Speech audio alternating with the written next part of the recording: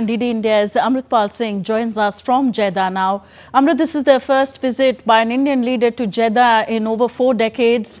Tell us the significance of Prime Minister Modi's visit to Saudi Arabia's commercial hub, Jeddah. As the Prime Minister Tanvi himself said in the interview that that both are strategic allies and the relationship is deepening. Now he's primarily here for the second meeting of the Strategic Partnership Council.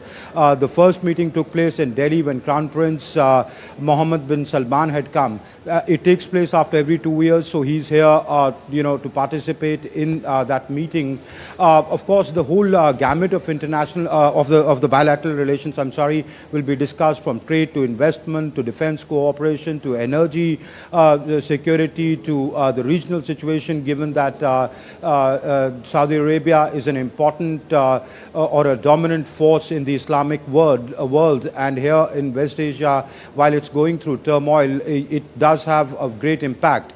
Also because of its geographical location, it sits right next to the Red Sea. On the south is Yemen, on the other side is Egypt, of the Gulf of Aden. The Suez Canal is connected through that, so this is an important region. India and Saudi Arabia, their warmth is growing, the relationship is getting stronger, can play an important role in stabilizing the security of the region. From another international perspective, the Saudis are very instrumental in the peace being or the efforts, at least peace efforts mediated between Russia and Ukraine by the Americans. So I think the notes will be exchanged on that, because both agree, India and Saudi Arabia, on the need for a resolution of the conflict through dialogue and diplomacy. So given all these factors, I think this visit is significant. Tanvi? Okay, during Prime Minister Narendra Modi's visit, what agreements are expected to be signed between India and Saudi Arabia in the field of energy cooperation specifically?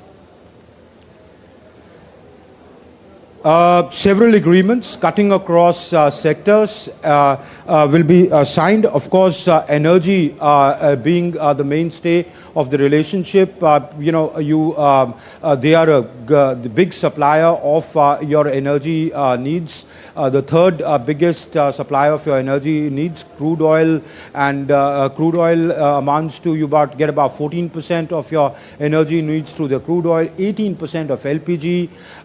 You could scale that up. You're looking at connecting the electricity grids of both countries. The feasibility study is on that. You're also cooperating on renewable energy. But I think, and they've joined the ISA, etc.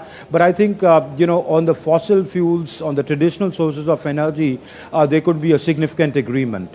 Other are trade and investment, B2B agreements on how to facilitate more Saudi investment in India, Indian companies investing in Saudi Arabia, increasing the workforce in Saudi Arabia, the Indian workforce in Saudi Arabia. There's already a 2.7 million strong diaspora, which are primarily, though they are entrepreneurs, doctors, etc., educationists, but primarily about 75 to 80% are the workforce, the blue-collared workforce. So how that can be upscaled, given that MBS or Mohammed bin Salman, the Crown Prince and Prime Minister, has an ambitious vision 2030.